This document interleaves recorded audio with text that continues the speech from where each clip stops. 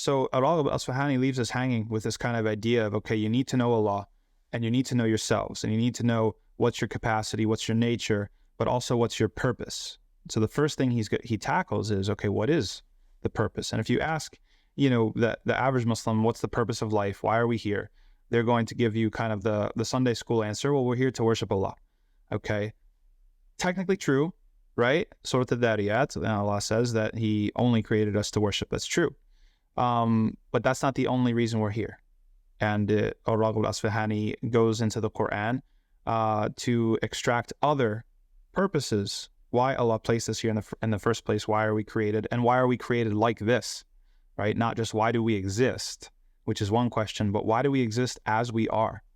Or why don't we have an original sin to overcome? Why do we have to do good works? Why do we have to believe? Why are we created as almost like a clean slate with all these sort of potentialities that aren't realized, that require development? What's the point? And so Ar-Raghib al-Isfahani, he identifies three main purposes to human life, and they exist in a hierarchy, right? So there's kind of like your beginner level, training wheels, purpose to life, and then there's kind of an intermediate level, and then there's an advanced level for the elite who are able and willing to get there. So the first purpose and the beginner level purpose of human life is imara, which has to do with just settling on earth, right? Your needs, your livelihood, family, you got your kids, you got your friends, you got your job, you got your car, your house, your electricity bill, all the sorts of things that you need to just barely survive, to have a decent life. And this is something universally recognized, but it is a purpose of our lives, right? It's not, we're not here solely for spiritual existential purposes. We're also here for some material purposes, and that's a pretty foundational one. But that's not enough, right? You can't just get, if a human being comes as a somewhat of a clean slate and is mostly potential or capacity, for somebody to get stuck at level one is embarrassing, because there's higher levels to climb. And so the second level is exactly kind of the Sunday school answer, which is worshiping Allah, ibadah. So imara, ibadah. Worshiping Allah. Why? Why is that a higher order purpose than simply imara? Because people can have any intention when it comes to establishing their livelihood. You can have the most righteous person on earth. He is going to work for the sake of Allah, and he's making money for the sake of Allah, and everything he does is halal, and he's just like absolutely exemplary in his interactions and transactions with other people. People are, accepting Islam at his hands and by his example, like in droves, right? That's like best case scenario.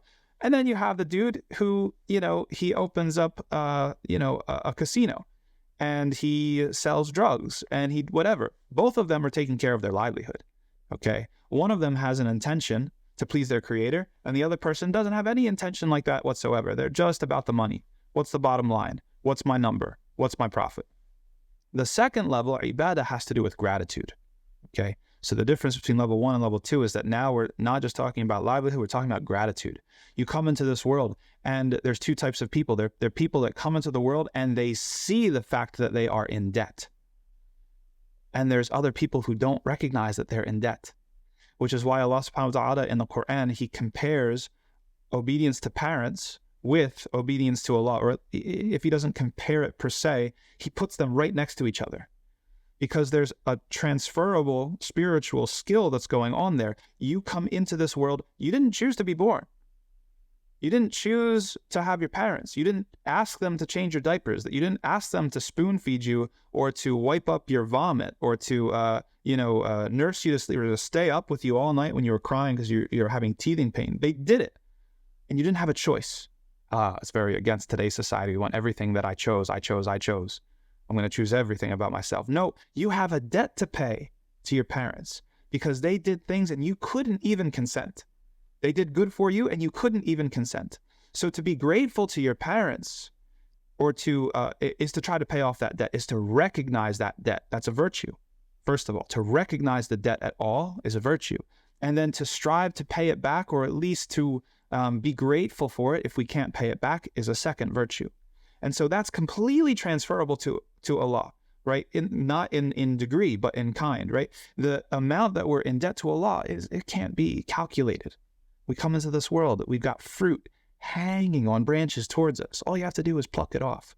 We've got food growing up under our feet, right? The earth is easy to walk on. The water is pure. Everything is made just, it's like sitting down to a table and the table's already set for you. Are you going to be grateful? That's the second level, ibadah, to be grateful. Recognizing, first of all, that there's a debt to pay. Second of all, even if we can never repay the debt, to at least be grateful and thankful for this situation that we didn't ask for, but we've been given, that fell into our laps. But there's a level even beyond that.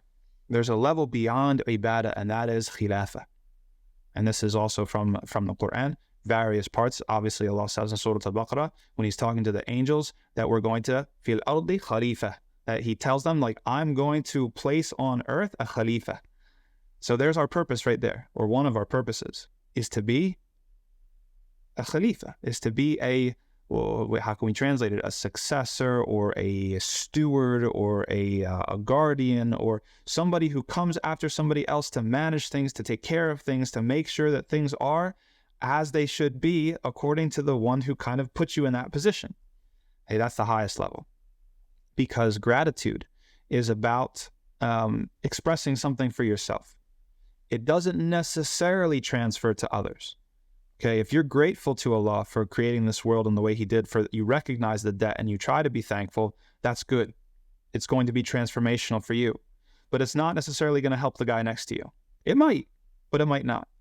Whereas once somebody realizes their role as a khalifa, and that human purpose, the highest purpose for human beings is khilafah, is stewardship, is doing the work of Allah in creation. Doing what pleases Allah in creation, managing the creation in a way that pleases Allah. That's the highest level. Now you're not just expressing gratitude for yourself, now you're taking care of everybody, right? The fish are safe because of you.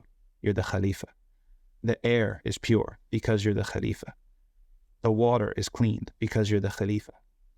Every single creature, every single part of creation is grateful, first to Allah and then towards you, because you are affecting and establishing a society, a just society, a righteous society where everything is taken care of.